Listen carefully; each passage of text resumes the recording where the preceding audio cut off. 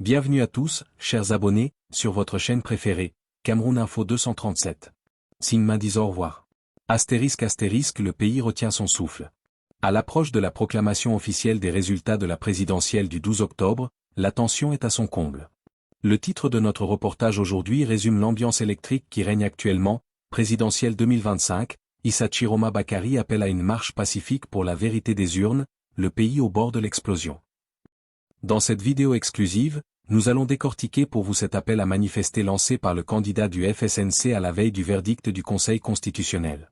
Nous vous expliquerons en détail pourquoi l'opposant rejette catégoriquement les scores préliminaires qui donnent son adversaire Paul Biya vainqueur. Quels sont les enjeux de cette marche pacifique pour l'avenir politique du Cameroun? Et quels sont les risques que cette situation fait peser sur la paix sociale, en prenant des exemples concrets de la vie actuelle dans des villes comme Garoua et Maroua? Mais avant de plonger au cœur de cette actualité brûlante, un petit geste pour un grand encouragement. N'hésitez pas à nous donner un gros pouce bleu signe pouce vers le haut si vous trouvez notre travail utile et instructif. Et bien sûr, abonnez-vous pour rester scotché aux mises à jour de l'équipe de Cameroun Info 237. Votre soutien est notre force. C'est parti. Entrons immédiatement dans le vif du sujet avec notre analyse détaillée. Reportage, le Cameroun retient son souffle avant les résultats officiels. Titre, présidentielle 2025, Issa Chiroma Bakary appelle à une marche pacifique pour la vérité des urnes, le pays au bord de l'explosion. Par notre envoyé spécial Actualité Cameroun Info 237. À la veille de la proclamation officielle des résultats de l'élection présidentielle du 12 octobre, la tension monte au Cameroun. L'opposant Issa Chiroma Bakary, candidat du Front pour le Salut National du Cameroun, FSNC, a lancé un appel retentissant à une manifestation pacifique nationale pour le dimanche 26 octobre 2025 à 15h.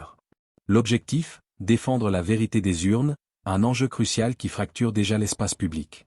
Analyse détaillée, l'appel à la rue et le décalage des résultats. À l'appel, un moment stratégique et chargé de symboles.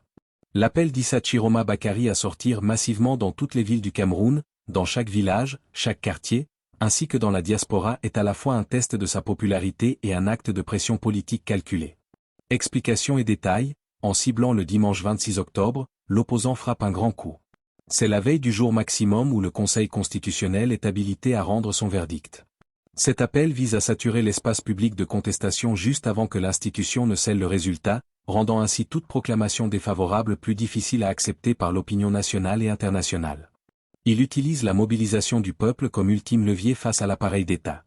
Exemple concret, vie actuelle. Dans l'histoire politique africaine récente, ce type de pression populaire s'est souvent avéré déterminant. On peut penser aux manifestations qui ont précédé des changements majeurs, où la rue, par sa seule présence, a symbolisé le rejet d'un processus électoral, même si les issues varient grandement.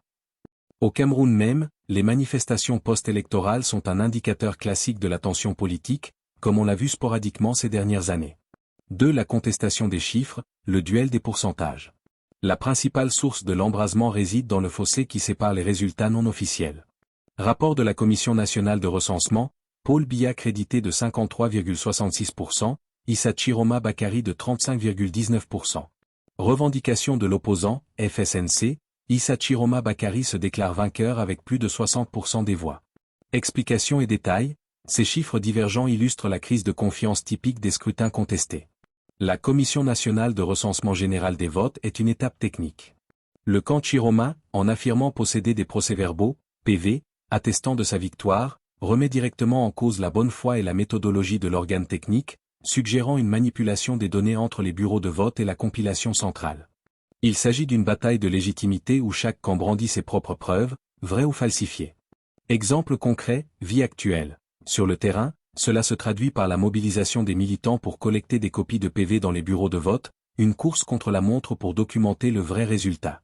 La défiance est totale. Pour les partisans de l'opposition, le simple fait d'attendre la proclamation officielle, celle du Conseil constitutionnel, équivaut à laisser la fraude se consolider.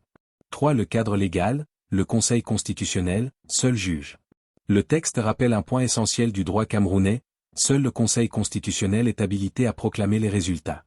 Explications et détails, cette disposition confère à cette institution le monopole de la légalité électorale.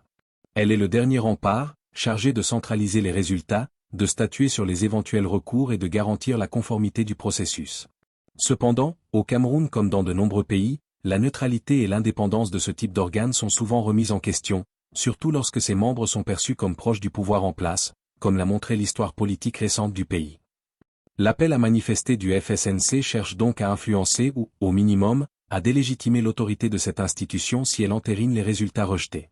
Exemple concret, vie actuelle. Si le Conseil venait à confirmer la victoire de Paul Biya, 53,66%, il est fort probable que l'opposition dénonce un coup d'État constitutionnel ou une décision politique, renforçant le risque d'une escalade des violences, comme cela a déjà été observé dans des villes comme Garoua et Maroua, où des manifestations spontanées ont déjà eu lieu. Conclusion, entre détermination et appel au calme. L'appel d'Issa Chiroma Bakari se veut un message d'unité et de discipline, restons unis, dignes et déterminés. Notre force réside dans notre nombre, dans notre discipline et dans notre conviction. Le message est clair, la détermination doit rester pacifique pour éviter toute répression brutale. Le Cameroun se trouve désormais à un carrefour critique. Le dimanche 26 octobre sera un jour test. Si l'appel à la marche est massivement suivi, l'autorité de l'État sera directement confrontée à la volonté populaire. Si les manifestants sont nombreux, mais restent pacifiques, le pays pourrait vivre une épreuve de force sans effusion de sang majeur. L'issue dépendra de la réponse des forces de sécurité et de la décision finale du Conseil constitutionnel, attendue avec une anxiété palpable sur l'ensemble du territoire national.